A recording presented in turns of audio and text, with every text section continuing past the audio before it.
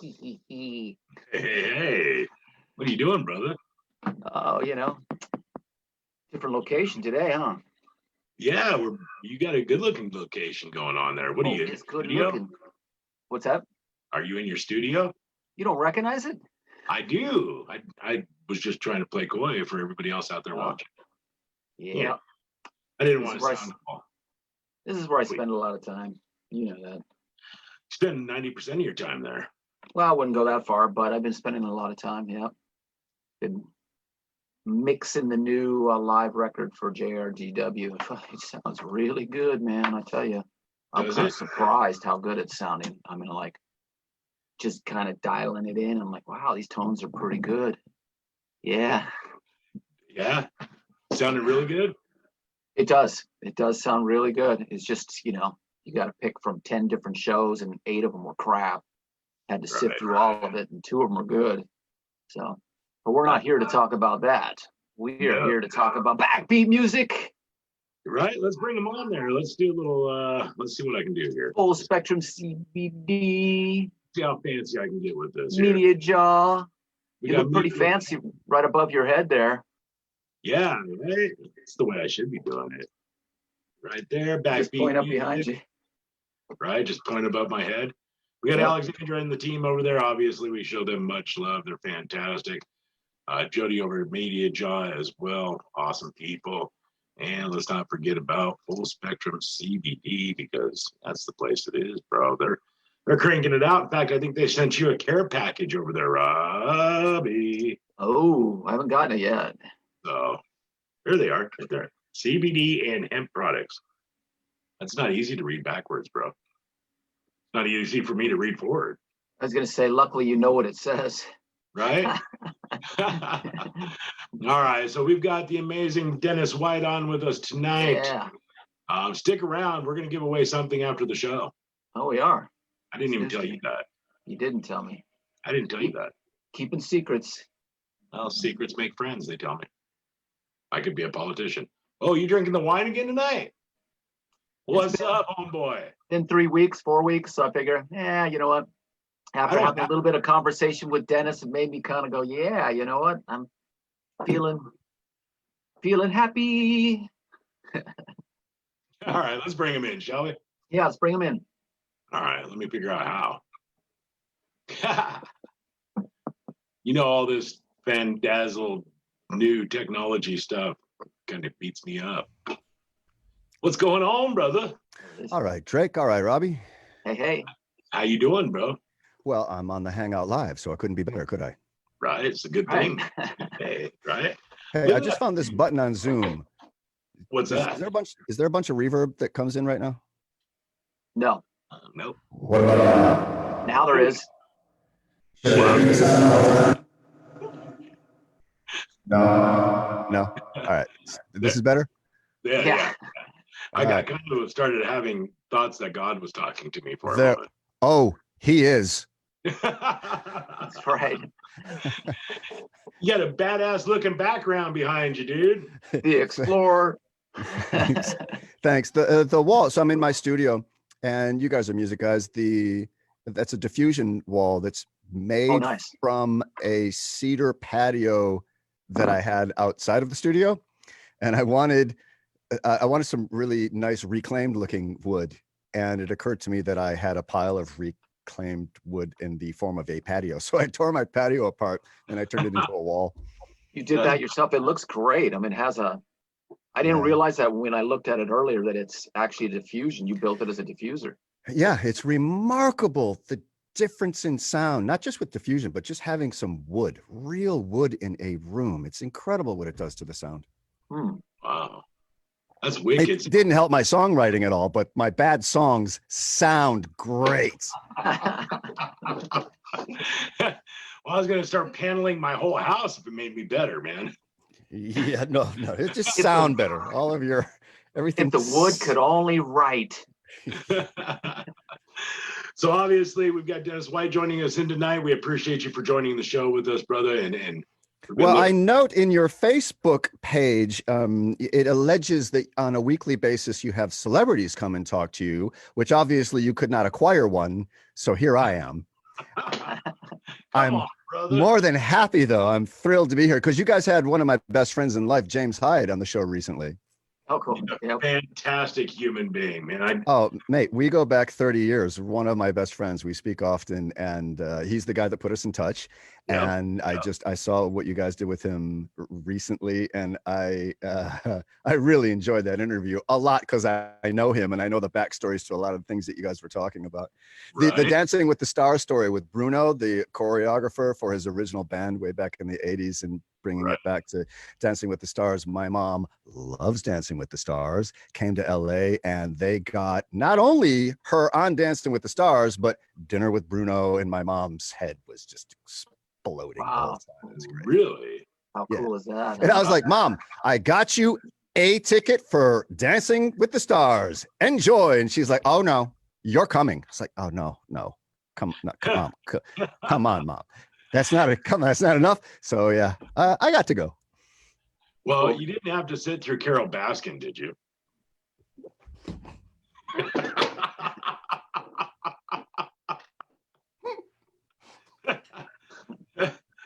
Different season. Yeah, maybe I should keep that over there. If this is how the interview is going to go, maybe I'll keep that glass over there for a minute. We know what you did, Carol. All right, so let's take these folks back, man. Let's take them back to Detroit in the early years of growing up in the home, and let's talk about. Did you have artistry going on in the home? Was music a big thing in the home? What inspired you? I was born and raised in Detroit, and the interesting thing about how I came up relative to music, but further to that creativity. My grandfather was a huge music fan. My dad was a huge music fan. My dad was not musical, but he was a massive Louis Armstrong fan and jazz fan. And I was Nice. surrounded by that through my dad all the time. My grandfather was a huge music fan and fancy. He had kind of an appreciation for musicality because as a hobbyist, he played ukulele. And Robbie, speaking about Martin, we were talking about guitars earlier, you guys. I have 1957 Martin ukulele that belonged to my grandfather. Oh, wow. Stunning bit of kit. Wow.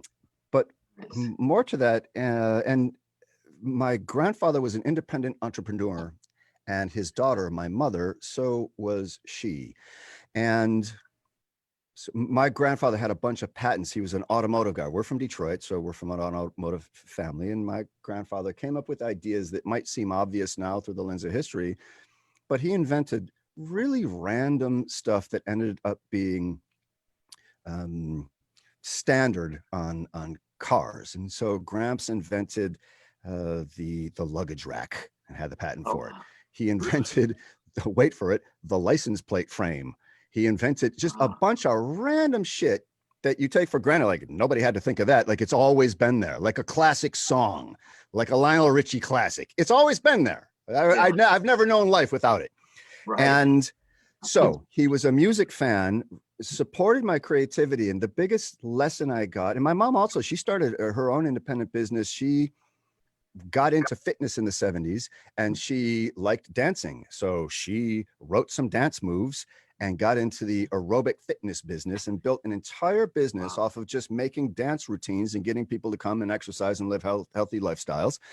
But this was all off the back of her creativity. So the main conceit of this is that I was in a nurturing environment that sustained the notion that you can make a living off of your ideas, that you can make a living off of your thoughts, and that those could be ownable bits of property and that you could build a life off of them.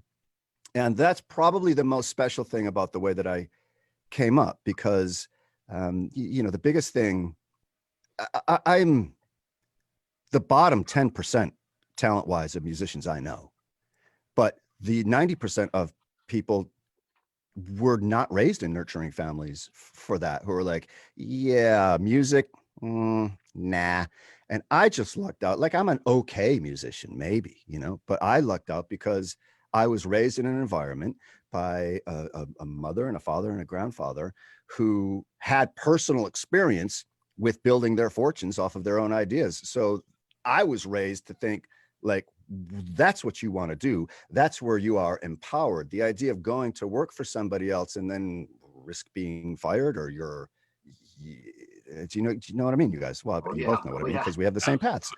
Right. So Drake, yeah, that's, if there's a story that's relevant, I think, to humanity relative to the way that I came up, that's worth hearing, I think it's that I came into this through entrepreneurs and creatives. And that's why I was able to have the confidence to turn this into something. You know, it's so important to nurture that creativity in a child. I've got several children, more than I care to admit. I think nurturing that creativity, no matter what it is, and making sure that they understand that. You've got a room full of kids wondering which one they are. That's the one that's more than you want to admit. You were the last one. We call you Tequila. So, but, nurturing that, because I grew up and my mom was really nurturing of the creativity, but other people in my family are, oh, it's a pipe dream. And that's terrible to do to a child. So that's really cool that you came up in that kind of a lifestyle. James Hyde is watching. He's actually in the audience. And he says he wants me to ask you about the time in Greece at the MTV moment as he produced my music. Trying to read scribble scratch over here.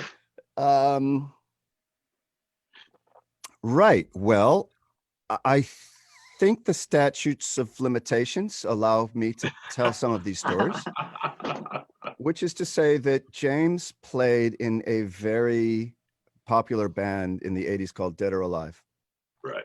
And when I met James, I was playing in Tokyo with a group called Inner City from Detroit. It was the first group of note that I played with. It's founded by Kevin Saunderson. And we lived in a loft in downtown Detroit. And Kevin was one of the few people inventing the new dance music sound that we all take for granted now. But these guys were like John Coltrane and Miles Davis of techno. There was no precedent for it. And that stuff legitimately changed the world. And so this group from Detroit, I was just in it. I just worked for Kevin. It was Kevin's group. But this group, Inner City from Detroit, had, top 10 hits in the UK, and they were quite a thing. And James at the time was playing with Dead or Alive, living in London. So how it happened is that I flew to Tokyo, and I was playing with Inner City in Tokyo. And a bunch of these models came in, a bunch of these Western models, which was a surprise. And James was in that clique, and he came backstage after the show to introduce himself, and he was living in London, and he was a fan of the band. And so the dynamic is we got along right away. He's from the Midwest, I'm from the Midwest, and so we just had similar essences. And I'm the big shot in this conversation, he's being nice, and I'm in this band that he likes. And so that's the dynamic. And I said, well, what are you doing here? He said, oh, I was playing some shows here. Oh, you're in a band? Yeah. He's downplaying. He's, you've met him. He's very humble. He's cool. Yeah. I'm playing a band. All right, cool. Where did you play? I'm just playing along. Like, what dumb little club did you play? He's like, we played the Tokyo Dome. But wait, what? Yeah, we played the Tokyo Dome for 2 nights. Tokyo Dome, for context, is an 80,000 seat stadium. It's huge. And his band was selling out the Tokyo Dome 2 nights in a row. And it was so, that was the real hook for my friendship with him, which is that he operates at a really high level all the time. And he's just so down to earth and so unassuming about it. Boy, had I known he was going to be here, I would have had queued up so I could share the screen of him dancing with Dead or Alive at that show, and he's watching. And the highlight of that is that there's a moment where his ass is revealed at some part in the choreography. We can blame Bruno for that, I'm sure. Yes, I'm sure. And then so hard cut, we finished our tours in Tokyo. We're in the Midwest. We lived together for a little bit. He knew a bunch of people because of being in Dead or Alive. He got a deal from Elektra Records. I produced it. And he had a talent for really, just making things happen in any situation that he was in. And so there was some promoters in Detroit that really wanted to book Dead or Alive in Detroit. And here we have in Detroit a guy with me who's in Dead or Alive. So they think that this is their shortcut to booking Dead or Alive. James and I both know better, but we're not going to say no to all the free food and the free booze that these guys are offering. So before we fly over to Europe, these guys, juice us up on a nice saucy tequila based lunch, and then we popped on a plane. Never played for these promoters actually, but that worked out well for us. And then he went to Greece and managed to somehow blag his way into being the headliner on MTV Greece, some big live music event that they were doing. And so he and I ended up headlining on this event, just based purely on the power of his personality and maybe a little bit of the music that we're doing. But that's the story about Greece. Interesting for maybe a viewer of one on this show, but that's how we ended up there. So in these stories that no one knows what the hell I'm talking about or who I am, I like to bundle it up into teachable moments. How can a viewer apply whatever they just heard? They can't get the last 5 minutes back in their life, but how can they apply this to their life? Lean into confidence all the time. That's the teachable moment for this story. And that's what I learned from James. Just lean into confidence all the time, and no one will stop you. It is amazing to see it happen. Wow. We actually talk about that a lot on this show, is staying positive and creating that positivity and how it attracts everything and how things work out for you. So that's a little different angle though. That's a little different angle because he's saying to lean into confidence. So the positivity, of course, we live in positivity and you think good thoughts and you put out good thoughts and you treat people well. But the confidence thing, it's kind of a different angle to kind of go in and go, just selling it. Right. So that's the action item, creating positivity to do something. But then the next bit of doing something requires the confidence to apply your positivity. And yeah, I think that's really important, man, because those two things go together. That's a really good observation. Those two things really go together, and they're most powerful when they're applied together. Absolutely. Yeah. Absolutely. Yeah, that's good. James said, please don't share the picture. That's all he said. Okay, mate. Fair enough. It's his birthday this weekend, and I'm going to see him this weekend. So fair enough, James. Cool. Well, happy birthday, James Hyde. We appreciate it very much, my brother, for bringing us Dennis. He's going to be fun tonight. Tequila guys, right? You guys going to be drinking some tequila? Yeah. James is big on the tequila, man. Yeah. We had many conversations about the tequila. So let's talk about you guys real quick. All right. Robbie, you were invited or possibly begged. It sounds like you were more than invited. You were begged to play with Rob Halford at the last minute for a short tour where you didn't have time to rehearse. And it was just like on 5 days notice. So talk to us a little bit what it was like, talking about being positive and stepping into confidence. Like no rehearsals, Rob Halford, your tour, go. Well, I wouldn't say he begged me, but I did get a call from them. And it was just bizarre. There was 5 days to go, mate. I'm not saying he begged you also, but they were definitely hoping you were going to do it. Oh, well, I was going to do it.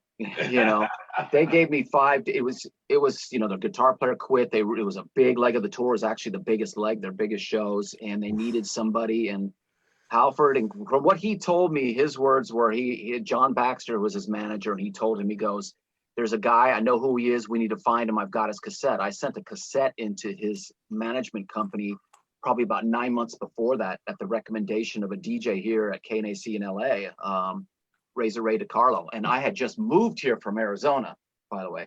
So I've been here 10 months or whatever. I come home and there's a message on my machine to call John Baxter. I'm like, wow, that's back when there were machines, you leave. So I get the message and I call and I'm like, okay, this has got to do something with Halford. So I start talking to him and he's like, yeah, okay, it's Halford's management company, but he wouldn't tell me who it was. Yeah, we got a tour. You're going to do the tour. You're going to. They didn't tell you who the artist was? No, he didn't even tell me who the artist was. And I'm like, okay, I guess, I'm like, who is it? What, and then it was like 2 or 3 conversations before he finally goes, okay, look, it's Rob Halford. And I go, yep, you're right. I am going to do it. Then there was no hesitation. Yeah. And then they flew me into Phoenix, and I met with Rob and them, and they did whatever. They signed me up to do whatever it is they do. And they, sent me on my way and said, go learn 20 songs, which I think we played 17 of them. What did they give you to prepare to that? Just the music of the songs, learn it by ear? Well, he gave me a cassette, because I learned off of a cassette, and then they also had a videotape of a live show, so I could kind of get a semblance of what was going on a little bit, but it wasn't like, Were the arrangements pretty true to the original recordings, or was there somebody in the band who was leading the band, like to let the new guitarist know, okay, well, here's where we're going to go into this section? No one. No one. Okay. No one.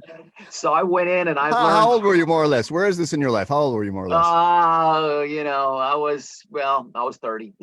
Okay. All right. So you had some experience. I had some experience. Yeah. So, it was just really, I sat down and just drilled the songs. I mean, the first day after I got back, I went through it and I learned everything. I went and learned the whole set, ran through the whole thing. And as soon as it's done, I was like, okay, go back through. I forgot every song. I couldn't remember a thing. I was like, oh my God. Okay, go back through. And I started learning, and I was going through this process of retaining. I was going, my God, how am I going to remember this? Now, the Judas Priest stuff was easy. I'd played it before. I ran through it. Yeah, I grew up with it. Yeah. Yeah, the fight stuff I wasn't familiar with, and it was drop C tuning, and it was just like, oh man. So it was tricky. It was tricky, and then it was like the first day I'm like, oh, pulling my hair out, and then plus I'm getting phone calls from everybody and their brother, and finally I had to shut off the phone and go, I've got to study. I can't be answering the phone and I'm playing with Rob Halford, whatever. So then the next day. Then I heard from Rob, and he called me up. Yeah, and he was telling me these stories and stuff.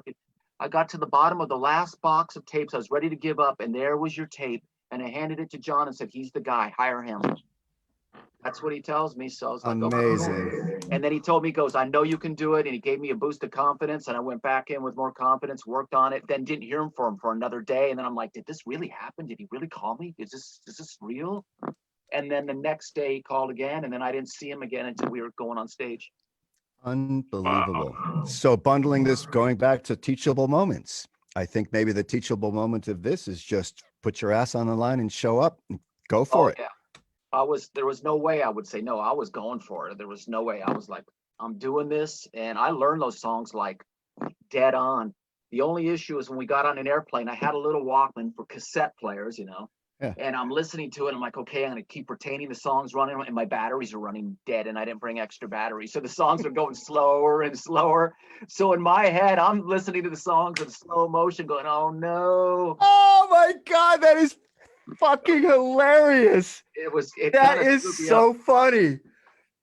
Another teachable moment. You're really we're really laying out successful lives for the viewers here. Another teachable moment, keep your batteries charged or have backup batteries. Yeah. Oh yeah. That's an actual thing for me in my life also. Yeah. And literally when I got on stage, we did a sound check. I did get a sound check. I was so nervous. It was almost debilitating because I was just like, oh my God, here I am. And we're in this, 6,000 seat place. It's going to be sold out several nights in a row. Unbelievable. Oh my God. But when it came down to doing it, it was the best experience ever because I was freaking out. And then I walked out and I peeked behind the curtains and I looked out, and the crowd and the energy and all that nervous energy was gone. Amazing. Gone. It was just like gone. And I was like, yeah, I've arrived. And when I hit the stage, there was no holding back. That's an incredible story. That's just amazing. Drake, Yes, started sir. in radio. Right. Yeah. And then went into other aspects of entrepreneurship adjacent to entertainment. Absolutely. According to your bio, we are promised that some of these stories could be a movie, but now in advance of the movie and without giving too much up, can you talk to us a little bit about the path? Because the teachable moment here is about to be recognizing when it's time to pivot and then taking action on that. So can you talk to us a little bit about how you got into radio and then what it meant to you? Because it must have meant, guys, we're in entertainment. So there's an attachment of kind of how we see ourselves relative to what we do for a living that can be sometimes motivating and sometimes like unhealthy, You know what I mean? Right. Right. So anytime we have to make a pivot or adjustment from that to something else, it's a process. So can you talk to us a little bit about that?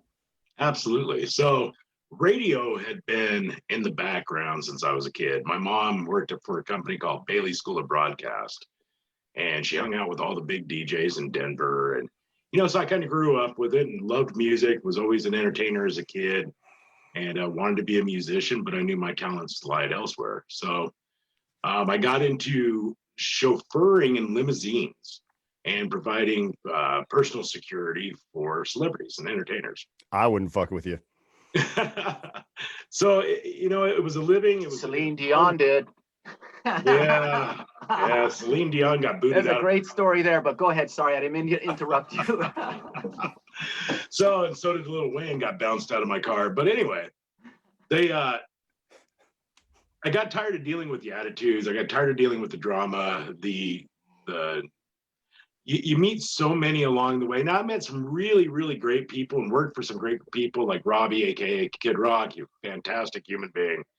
Got to meet some really cool people, but most of the part, I was just, the guy in front of the celebrity, and kind of got tired of that. So I actually took a break from everything, and I was working in a gym, and I was managing a Anytime Fitness, and a guy walked in to sell me advertising.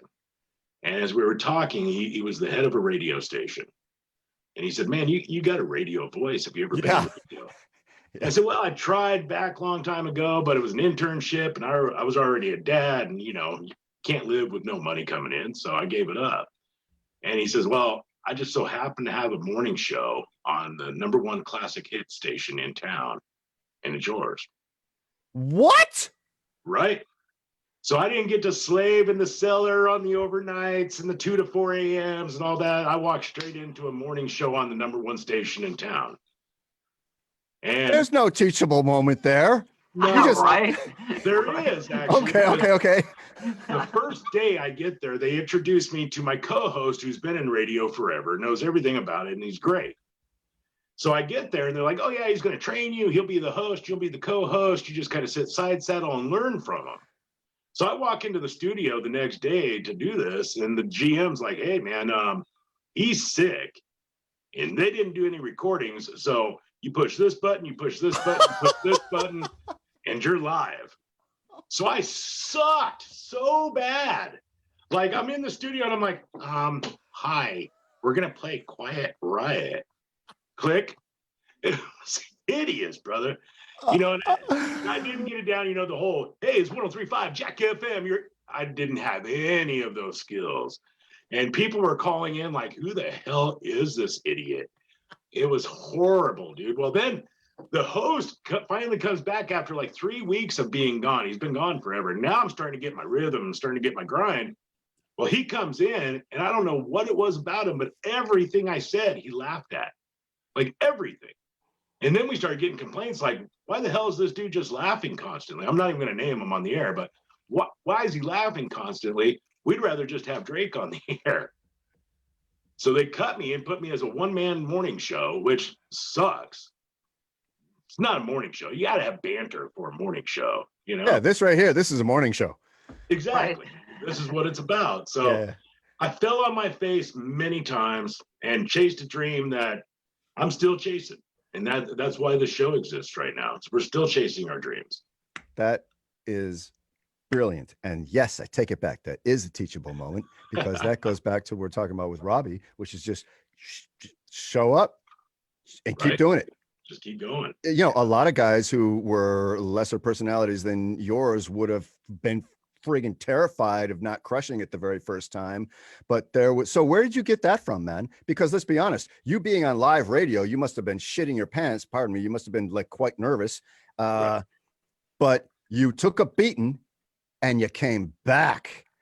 Brother, right? Talk to us a little bit about what that was like. What was the process? Do you remember how you felt after the first one and what was involved in like, okay, I'm coming. Okay. I was so scared that first. I mean, literally just terrified. Hands were shaking. Looked like I'd just taken a bunch of niacin, face bright red, sweating. Can't hear anything. Everything's just humming in your head.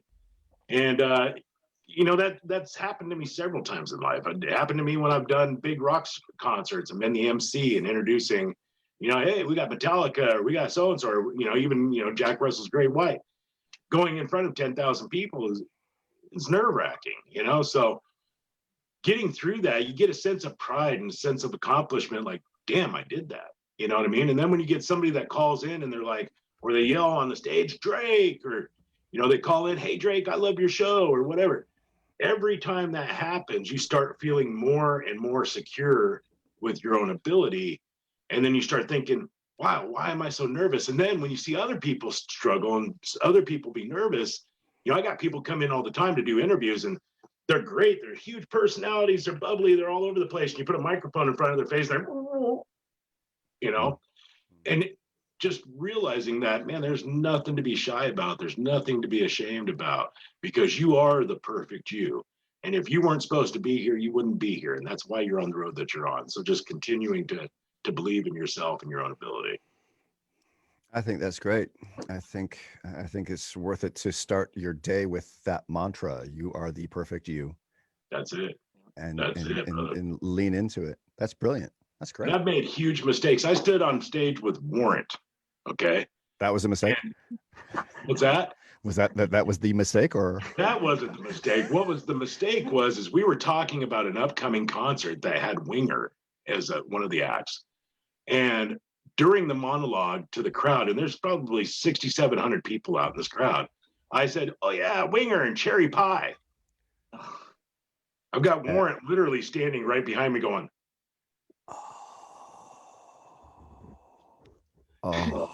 exit, stage left, I'm out.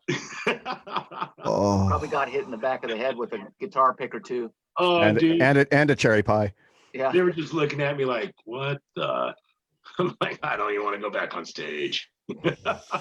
Okay. All right. Well. So we all do it. Yeah, we do. But you just got to man up. Get back out there. All Agreed. right, our producer's actually ready to ask you a couple questions from the audience, my brother. You ready? Producer. The producer, aka Jessica. No. What's up, Jess? Oh, you got your mic off, hon. Turn your mic on. That sneaky mic. This always happens to me every show. Sorry. Hi, Dennis. Nice to meet you. Hey, Jess. How's it going? I'm pretty good. How are you? Where are you? I'm in the living room. Robbie's in the studio. I'm his wife. Oh, right. Okay, cool. Yes, the producer of the show. All right, Jessica. Yes. Nice to meet you. Nice to meet you. AKA kindergarten teacher. All right. Okay. Okay, so we have some questions for you. One, what was your biggest significant teachable moment in your life? Ooh. I don't know that yet, but there's a lot of them. And I think it usually has to do with response to failure or discomfort. Oh. And muscling through that, or something that didn't work out the way that I thought it was going to, but not being too deterred by that. Because what I've learned is that we don't get to choose how we succeed. We get to choose if we succeed. But the only way to choose to succeed is to show up through all the times that we didn't succeed. So I think now that I've said these many words, I think that I could whittle it down to the sum of a bunch of experiences, which is that when I thought that I was onto something and it was assured to be a success, it almost never was. And the biggest success that I've had in my life is through songs that I didn't expect very much of, that came quickly, that didn't mean that much to me. And there they go. This isn't going to matter, so I'm going to move on with my life real quick. And those were the songs that always ended up really being the ones to connect. So it's that we don't get to choose how we succeed, but we get to choose if we're going to succeed, which is just to keep up and don't get in the way. So the net of that is that don't get in the way of your own success. or your own forward motion. There's going to be plenty of people that are going to do that for you. The world is designed to have people that are going to get in your way. So don't get in your own way. And your ideas, don't stop them from happening. Finish your ideas and present them to the world, and don't overthink it, and don't be insecure about it. If that answered the question at all. Yeah, totally. I think you should be a Fantastic. motivational Great answer. speaker. Great answer. You should be a motivational speaker, right, Robbie? Yeah, Right. that was a really good answer. It hit dead on. I love the last part, which is don't be insecure about it. I'll do that. I'll put out a song, like some of the videos that I've been putting out. And if I'm singing on it, I get like, oh man, do I really want anybody to hear it? You know, but I put them out anyhow, you know? Good. Well, good. That's brilliant. That's great. Yeah, that's really good. We have a few more. Another one was from James Hyde, and he was asking, how was it going to the Berklee School of Music? And are you working with any of the people you went to school there with? That was really humbling. And yeah, I am frequently. Berklee College of Music. So I'm from Detroit, and I grew up in the very north of Detroit. And I was born in Detroit, but I was really raised out in the sticks when I was in high school and stuff. And I was, so for context, I would win these little awards. In high school, I was the best musician in my senior class. I won best drum soloist in the state Michigan champ, or whatever the hell. I was just winning these little things. So I'm very pleased with myself. I'm pretty sure I'm great because I have these awards to prove it. Right. And Berklee's the kind of environment where it's just full of assholes like me who show up because we're so great and we got in. And all of a sudden you realize, like, I suck. Wow. Oh, whoa. It's very humbling. That's what it's like. Berklee was brilliant for that, right? To just let me know where I actually am in the world. And to be in an environment, there were, drugs and booze and rock and roll and music all to go together, mate, right? Not at Berklee when I was there. No one was fucking around with drugs or booze. No one drank. No one did anything. Every musician was there to crush and just work. I don't remember one single time in 3 years of going to that college. I did a 4-year course in 3 years because I was in a hurry to be super famous. I don't remember one time going to any session or anything where anybody had a beer or anybody was offering a joint or anything. Everyone was very serious about what they were doing. And there's a lot of elevation that happens when you're in that environment. And I met some of the most important people in my life that I to this day collaborate with. It was in retrospect, a magical place to go. Nice. Very cool. Nice. Oh, yeah. Jennifer wants to know, what was the process like going from songwriting to producing a hit song and winning a Grammy? Long. It was long and laborious, Jennifer, is what that was. It was a lot of not noticing that any of that was happening. I don't know. I just sort of learned to try hard through the way that I was raised. And I was also raised, one of the best things also about the way that I was raised, it sounds a little negative, but it's not. My grandfather taught me that having the best idea in the world, having the best song, you wrote a song, it's great. It doesn't matter. No one cares. That just got you to zero. You're at zero. You don't win because you wrote a great song. No one cares. You have to turn it into something. You have to make people care about it, and you have to whittle it into a business or a result. And so a lifetime of, I don't know, trying to do that without also being overly concerned with what the result was. Like, so for example, how this applies to the Depeche Mode mix that I did, that I won a Grammy for, was that I just did that mix without trying to do a mix on purpose, without trying to do a mix that might win a Grammy or might be popular. I just did something. I grew up with that band and they mean a lot to me. And I have a sense, they were very into Detroit techno, and they were hanging around Detroit in '89 when I was down there. And I kind of knew what would connect with them. I felt like I understood what would connect with them emotionally and musically, and I just did that, and I finished it, and I thought maybe I'm the only guy who's going to like this one, and I wasn't even sure if I should submit it, but I did, and that's what happened. So again, that goes back to not getting in your own way. Yeah. If that answered any of the questions, sorry, Jen. It answered all of them.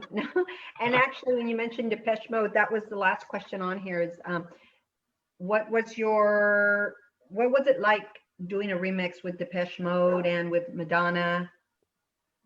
Well, with Madonna, I was quite far removed from that. I helped my friend Richard Vision work on that remix because he couldn't work on it because he was playing with Madonna at the Grammys on that weekend. And so he brought me into it. So I was kind of a bit just a workman for hire off the side on that.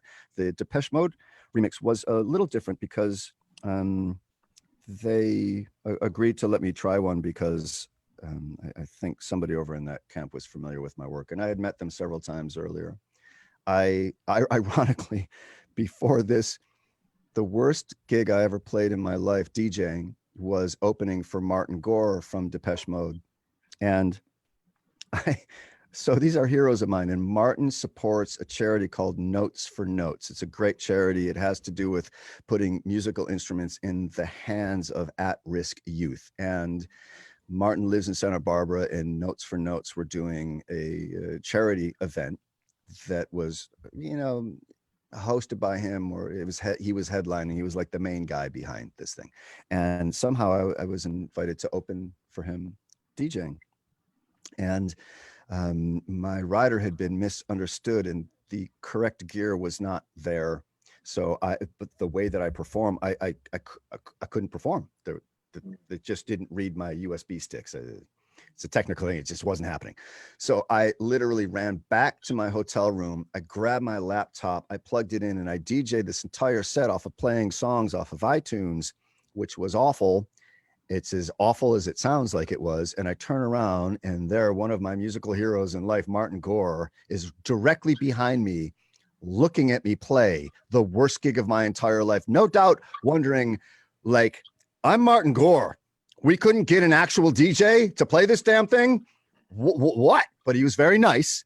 He was very sympathetic, very nice. But up until that moment, that was my Depeche Mode story, is playing the worst gig of my entire life in front of Martin Gore. So I'm glad that I have a better follow-up story after that.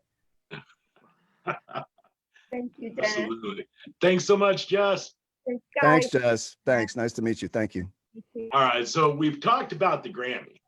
And I know Robbie's got to see this Grammy, brother. Oh, that's it. You know what I was going to ask next. We got to talk about it for real a little bit. Let's look at it.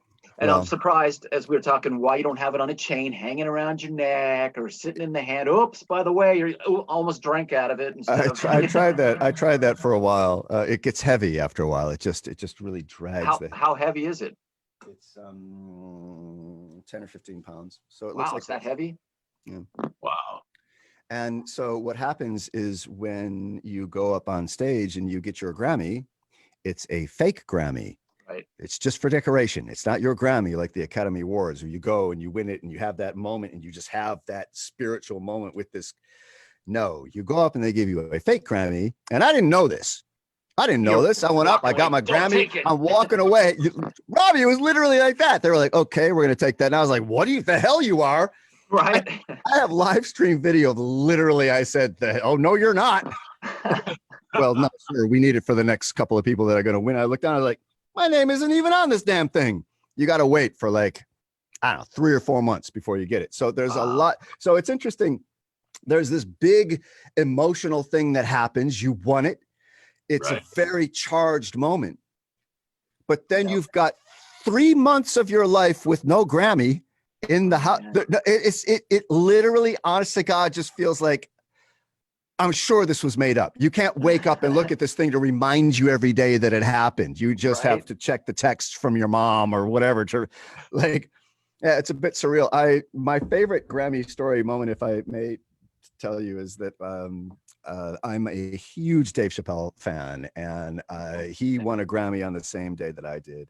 And as it happened, I was having lunch at a popular place here called Chateau Marmont, and it was early in the day, and it was just not very many of us in the room, and he showed up. And I never introduced myself to celebrities ever, but for this one I was like, yeah, I'm gonna do this right now. And I just turned to him and I said, Mr. Chappelle, my name's Dennis and I won a Grammy on the same day that you did, and I'm just saying this because it's fun for me to be able to do that. And I thought maybe I would get a word, but he gave me 2 full minutes of his full attention and time. And he was the most gracious. You guys have met famous people that you admire, and it can go both ways. You know what I mean? Right. So it's a little nerve wracking. Right. Yep. Mate, one of my heroes, and just could not have been a more fulfilling, wonderful experience. Cool.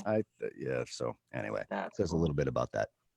James Hyde says you had one of the best acceptance speeches at any Grammys, and he wants to know, was it off the cuff or was it pre-planned? No, thanks, James. That was off the cuff. Funnily enough, at the risk of this humble brag, after I spoke the next day, the Grammys listed the top 7 speeches of the day, and it was like Bruno Mars and famous person, Dave Chappelle, famous person, and then me. I was like, wait, what? I had so it goes like this. I had it calculated that I was not going to win. And I wasn't being pessimistic. I feel like I understand the lay of the land in my category and in culture in general. And there were some nice guys named Adventure Club that remixed a Kalani song. And it made sense to me that they were going to win. I was very comfortable with the fact that I wasn't going to win. And Fortet also had done a spectacular mix of the XX. And so I was comfortable with that. I was talking with a friend of mine who James knows, Mark Mangini. He's a sound designer for films, and he won an Oscar the year prior to that for his work doing sound design for Mad Max. And I was speaking to him about this nomination and the awards and stuff, and he said, well, you have to write a speech. You have to write a speech. And part of the story about why I have to write a speech was that he had been nominated many times, and every time he wrote a speech. And when he didn't win, he stuck them in a file in his house. And I was like, no, I'm not going to have unused speeches in my house, Mark. No speeches. No. And I had just prior to that week gone on a booze-induced YouTube ADD bender having to do with comedy, where then, like David Letterman, I was watching the David Letterman Mark Twain award, and I saw his speech. And then on YouTube, when you're done, you're like, you want to see something else that's kind of like what you just saw? And Jack Benny won an award, and I was just eating all this stuff up, and that was what was in my brain, guys winning stuff. And Paul Schaefer, who was hosting the event, makes a big deal that after we say your name, you have 45 seconds to get on stage, say what you have to say, and bugger off. And so they say my name. It was Neil deGrasse Tyson, the physicist, who said my name. And I have my video. I'm videoing this because my social media moment is going to be whoever won. I'm going to say, hey, congratulations to blah. That is literally what I was doing in my brain. Like, this person's going to win, and I'm going to go on Twitter and say, congratulations to you. And so, and then they said my name, and I was like, wait, what? You could see the camera is like, wait, what? And all I'm thinking is, oh no, I don't know what to say. And Paul told me I only have 45 seconds. And now I just lost 5 seconds thinking about it. And I only have 40 seconds now. So now I'm walking, like I'm just walking up there. What do I say? I get up there, and Neil deGrasse Tyson, I never told anybody this before. Neil deGrasse Tyson gives you your fake crown, and he gives it to you, and he says, hold it like this. And I was like, what? Wait, what? Hold it. Okay. Hold it like this, you say. Thank you very much. And all I can think is to say, bring in Paul Schaefer, because as long as I'm talking to Paul, they're not kicking me off. So just talk to him for a minute. Right. And I'm going to think about what I'm saying while I'm saying, hey, Paul, we got a thing going on. Like, all right, David Letterman. Oh, okay. So let me rip off his speech right now. Oh, the band, of course, because I didn't win because of me. I won because of Depeche Mode. Let's be very clear about that. And then after that, oh, Jack Penny said this other thing. And okay, see ya. Yeah, so that was not prepared. Well, it wasn't prepared as much as I wrote a bunch of shit down. It was prepared in as much as I got drunk and watched YouTube for an entire night. So now, here's where our teachable moments take a nosedive. Be sure to make time for a full bottle of alcohol and YouTube for at least 6 hours. Hey, I don't make up the rules, man. I'm just saying. I'm just calling it the way it happened. Hey, Right. and the fact that you were watching all those winning speeches and people winning, put it into your consciousness, and who knows what happened. Maybe they changed the winner at that point in time. They might have been like, we're just going to give it to this guy, Well, let's bring in Neil reason. deGrasse Tyson, the physicist. Sure, he's a quantum physicist. So this could be quantum physics now, where I feel like, in the Matrix, you can take this pill or that pill. Which one? I took the pill where I won a Grammy and then Trump was president, and what the fuck happened around here? But it all kind of goes together somehow. I actually watched the speech because I dive in and I do all my research. I thought it was a fantastic speech. I'm with James on this one.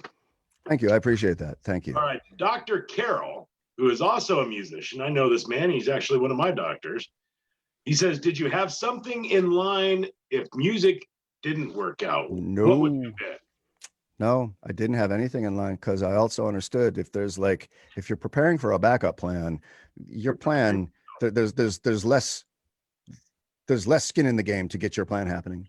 When I went to Berkeley for about 1 semester, I was in the music education program because my backup plan was to be able to teach. Now, what got in the way of that is that in order to graduate with this degree of music education, you had to be able to play every instrument at a 5th or 6th grade level. So the flute, the clarinet, the saxophone, bassoon, everything, right? The very first instrument I was given to succeed at this was a flute. And the way that your lips go on a flute is called your embouchure. And I could not get, it was the only instrument I've ever played I could not get a sound out of. And I mean, for weeks I tried to play this goddamn flute. And finally I was like, fuck it. If I have to play the flute to be a music teacher, fuck this. And I buggered off and I went into this other major they have called professional music, which is a great major because that's to do with connecting what you're doing creatively with making some shit happen business-wise. So no, I did not have a backup plan. I just knew, to the point, Drake, earlier that you were making about encouraging your kids to go into creative spaces. What I think also is that if you let your kid go into creativity, they might not be a ballet dancer, but they're going to learn to be able to think like a ballet dancer, which is to do with discipline, which is to do with digging into your creativity, which is to do with recognizing shifts in your life and things that are happening around in improvisation many times. And that will help you in life. If you learn to improvise, or let's not make it about ballet, let's make it about jazz. If you learn to improvise in music, where you're just responding to things that are happening, I heard this, so now it makes me want to play this. You can apply that to your life in terms of, I thought this was going to happen, but it didn't, but now I can pivot and shift like this. And I think that there is a higher degree of success assured for people that go into creativity and get that part of their brain pumping because it applies to every other part of their life. Absolutely. I'm just trying to redeem myself from the booze and YouTube binge that I was on. No redemption needed, brother. We've all been there. That might have been the catalyst that won it. You just don't know. Right. I might have just set the wheels in motion. I love how you've kind of spun this around and you've interviewed us at the same time that we've talked to you. The creativity is fantastic. I love it. Thank you. Love it.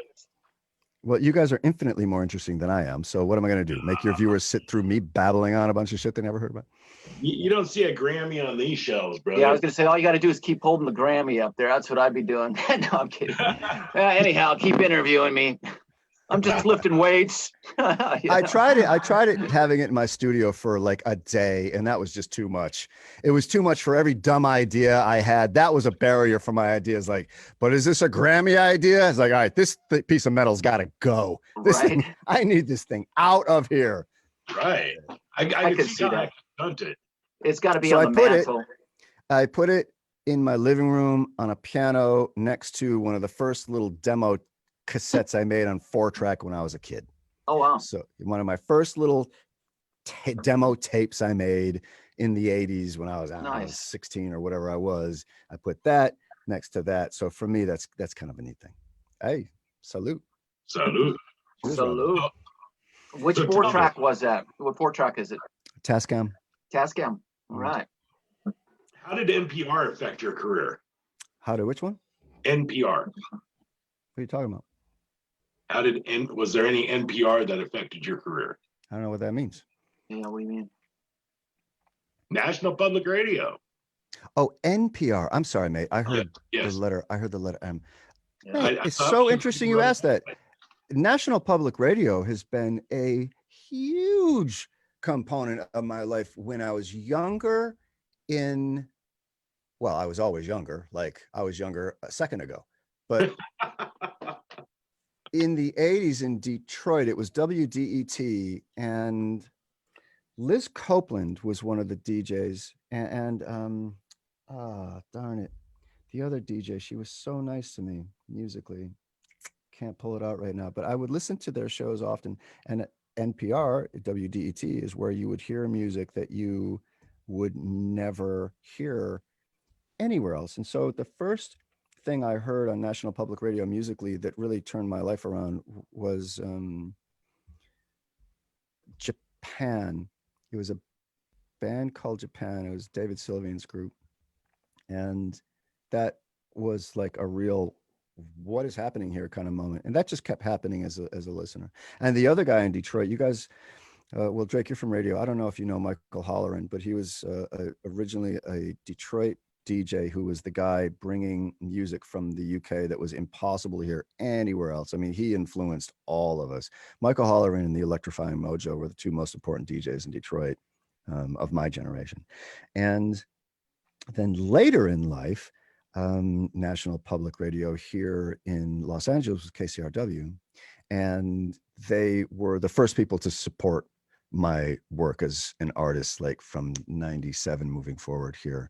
And so it's an interesting question. I'd be interested to know who asked that, because National Public Radio here in the States was just as both a listener and a creative kind of getting ideas and then executing ideas and trying to get them out in the world was certainly one of the most important components of my life. And I'm glad to be able to tell that story. So thanks for asking, whoever did. You know, I've got a dream, and I've talked to James Hyatt and Luis Maldonado and several people we've had on the show about this. Is radio has gotten so far away from listeners and supporting music, and become so commercialized and so top heavy, that my dream is to create a radio station on like a main street, get the little window booth up front with the on air, put the DJ right there in the window, where people are waving, coming up, talking, making requests, but start bringing that local and regional music in and playing those demos and playing the stuff that you're not going to hear on radio. And that's just it. I don't care how great your band is. If you don't have a great PR person, you don't have a great guy working for you, you're never going to get on the big leagues. And that's just a shame, because that's not what radio is supposed to be about. And taking it back to that old school feeling of the days of the Red White Mania and Dewey and Wolfman and all the great DJs that came up through and gave us rock and roll and gave us a new culture. Taking it back to that's actually my dream. So National Public Radio is fantastic in my book, because you get a lot of that support that you're not going to get anywhere else. Yeah, that is entirely true. And what I love about your idea is you could have like a 10 kilowatt station with a limited reach, but we live in the digital era. And so you can maybe have a reach of 10 city blocks, but have a worldwide audience available to you. So now, yes, make it happen, dude. I'm into it. Right. So I've got people that listen to my morning show in Uganda and like they call in because I'm streamed everywhere across the planet. So you don't have to have that big 100,000 watt transmitter blowing down the doors, Yeah. No, that's brilliant. That's the brilliant thing about what you're talking about. So make it happen, dude. I'm into it. All right. We're going to do it. Yeah. Robbie's going to back me. All right, Robbie. Robbie's going to be way behind me. All right. So you've appeared on over 170 dance music compilation albums. What was it about dance? I mean, coming up in Detroit, your first show was with Kid Rock. Is that correct? Yeah, it was actually. Yeah. Yeah. So how was that? What were the nerves like in that? Was it a small club in Detroit? Well, that was so back then I was the headliner, and this was at a New Year's Eve gig at some venue called the Premier Center. And so it was me headlining. And so you know him, we call him Bobby. And Right. so he was the opening act. And my favorite story about that night, besides the fact that I can say he was my opening act and he's a superstar now, is that my mom was in the audience that night, and she spent the entirety of his set running around looking for the manager to kick him off the stage for his lewd and lascivious behavior and language. Right. Absolutely Right. bloody priceless. His show was great, and he earned his success. He worked so hard, and he was very talented. He can play the hell out of a guitar. I don't know if anybody even knows this to where he is now, but back then, play the hell out of a set of drums. Very musical guy. Yeah. His turntablism skills were insane. I am still looking for the Premier Center video because it's somewhere in the world and none of us can find it. But I remember distinctly him doing all the Jazzy Jeff turntable tricks, just crushing it. It was just amazing. He's so talented and so hardworking, and he earned his success. And so it was very shortly after that I met Kevin Saunderson from Inner City that I was talking about earlier. In downtown Detroit, where I was living at the time. I lived in a loft building, and then he and then two other guys named Derek May and Juan Atkins moved in, and these guys were inventing Detroit techno in real time. And that was important for the influence that it was having in the UK and in Europe. It was really legitimately, these guys were legitimately changing the world of music, and it was exciting to see. And I kind of lost track of what we're talking about here. Just your first show? Sorry, dance music. Right. So what got me into dance music is that these guys were doing this equal parts as musicians and producers and entrepreneurs. Going back to the lesson I learned from my mom and from my grandfather as creatives and entrepreneurs. Derek, Kevin, and Juan were great producers, great DJs, but they each had their own record labels. They owned their own masters. They made their own records. They drove them themselves to Record Time and the other record stores. They were entrepreneurs. Same with Kenny Larkin after that, Richie Houghton after that, Carl Craig after that. That is what attracted me to dance music, because those two things, and it was like hip hop also in the early days, those two things went together. Your creativity, but you got to sell it and bring it to market. And also the power you have when you're owning your ideas, right?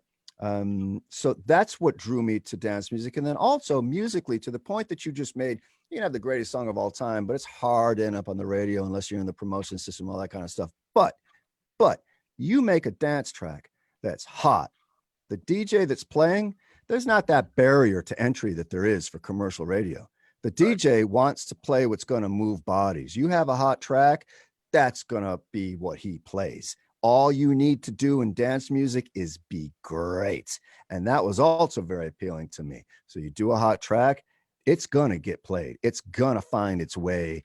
And that of all the music genres that I'm aware of, dance music is the one where you can just be great and you're going to find a path into success or accomplishment. So that's what got me into dance music and what was so attractive about it. Badass. Michael wants to know, what does your hat say? It's Latin for "no one fucks with me with impunity." Badass. Right. So this is outside of the Castle of Edinburgh. And yeah, so the point being, like, you don't get to just fuck with me and then walk away. You're going to have to pay for that. Now, mind you, I didn't know that's what it said until a month ago when somebody said, "What does that say?" I was like, I better make sure it doesn't say something fucked up. So I looked it up. And so that's what it said. I was like, yeah, okay. Yeah. No one fucks with me with impunity. It doesn't say I wear a thong and pink wings in the nighttime, yeah. Luckily, no. All right, so we got one more here. What's the difference between being a rock star fronting a band and then being a DJ performing EDM dance music? It's the same. All those come down to just a form of entertainment, and people that paid their hard-earned money to show up and see you, entertain them for a bit. It's for me, it was just a job that I always took very seriously. These guys have one Friday a week and one Saturday a week, and they spent money for this. And I don't think that there was a difference, because whatever I was doing in either of those situations was purely designed to entertain whoever paid their money to show up to the thing. Badass. All right, Veronica wants to know what's in the glass. What you drinking? This is some Italian Prosecco, a kind of sparkling wine. Nice. Yeah. You upscaled us right there. Our show just went upscale. Right, and I'm drinking it through a Fabergé champagne flute. Wow. I'm a fancy bitch, boys. Yeah, I'm a cooler. I was wondering what was in there myself, but I didn't want to ask. And I thought, just ask, Robbie. Don't be bashful, brother. It's it's probably water. Yeah, it looks fancy in this glass. No, I'm kidding. Dennis, I thank you so much for joining us, my brother. Well, Drake and Robbie, it was very nice to speak with you guys, and thanks for making the time. Great. This was super fun, and thanks James Hyde for putting it together. And thanks anybody who's watching and tuning in. Thank you so much, everyone. I appreciate it. Absolutely, James Hyde. Big thank you for that. That's great. That's what's great about this show, is that most of the guests we get are because of previous guests we've had, and they're like, "Oh yeah, I know this one dude that'd be great," and we've been very fortunate that way, and we're going to keep moving forward. So, if you got anybody, let us know. We'll put them out here. Maybe I know an actual celebrity that you can get instead of me. Dude, it was great. This is come good. on. This is a fun time. Thanks. I appreciate it. Thank you so much, you guys. And thank you for showing us your Grammy. We appreciate that. Thanks for asking me. Take care, guys. All right, cool. Later. How cool, man. Yeah. Am I still on there? I don't see me. Oh, I guess it's a different screen. Okay. You're still on there. Same screen. Yeah, it was cool. He reminds me of a friend of mine, Bernie, that I used to write songs with. He passed away 9 years ago, but oh my God, his personality, he's a lot like him and a little bit of Magic Marino in there. He does, absolutely. Yeah, he's got that, he's definitely got that wiseness and being one with yourself kind of thing. And right off the bat, I kept thinking Bernie. I was going, my God, he's like Bernie, the hat, his look, the way he would talk, his mannerisms. I'm like, wow, this is weird. It's like, it was cool. It was fun. It was fun. He was a totally cool dude. I dig him. We're going to stay friends. So we thank you all for joining us. We've got a lot more coming up in the next couple of weeks. I think we should give away something. What are you going to give away? I don't know. Maybe something behind me. Oh, right. Oh, that. Maybe that. It's an autographed album of Jack Russell's Great White Once Bitten Acoustics. The Acoustic Bites album. It's autographed by everybody. Wow. Should we give it away? It's your call. You got to ship it. I think we'll give it away. I'll ship it, but I'm going to charge you for it. Yeah, I bet. Because you're going to have to ship me another one. Exactly. Yeah, see how that works. All right, so we're going to give one away to Jennifer Varner. Okay. And Jennifer has been just all over our show and posting and just helping, and she's been fantastic. So Jennifer, that signed copy of the Acoustic Bites album is yours, and I'll get with you after the show and get your information, get that mailed out to you. So thanks for tuning in, huh? Yeah. That's a good way to say thank you. Thanks to our sponsors. We've got Jody Gentry over at Media Jaw doing our website, which is www.thehangout.live. You can see all the past shows there. We got Alexandra Cunningham and Backbeat Music, obviously here in San Angelo, Texas. Fantastic people. We love them to death. And I hope we can get Alex on the show at some point. She can talk with us. Alan and Shannon over at Full Spectrum CBD and hemp products. They make me feel good. Order them online. I'm feeling so much better in the Hangout Live. Those jokers, we shouldn't talk about them. Apparently people in the audience are asking about Twitch. Twitch? It's getting close. I think it's getting close. It's going to happen. We got the one sheet over the other day from them and talking about how the shows kind of work and what channel, and the Rams channel is The Rams channel. Yeah, so it's Rock Against Multiple Sclerosis, Rock Against MS. Yep. So it's a fantastic cause, fantastic channel, and we'll be blessed to be a part of that. It should be pretty soon. Here. Same exact time, same thing, except for it will be a strict 1 hour because it's actual TVs. Yeah. So it's gonna happen. I'm not sure when. They still got stuff to go through, but I'm thinking it's gonna happen pretty soon. I mean, I've been saying it for a while. So has Nancy's been saying it for a while. But things take. It's just the way it is. Doesn't happen overnight. But so we're gonna send you one of my cameras, bro. We'll be moving on up. What's wrong with my camera? You see the man behind the blue eyes. See? Oh, look at that. Knows how it's like. All right, man. We'll do this again next week. We love you all and appreciate you for being there with us. Robbie and Drake, it's the Hangout Live. Thanks, everybody. Thanks, Dennis. That was great. I had a great time. Thanks, Dennis. We appreciate you, brother. Yeah. All right, it's a wrap.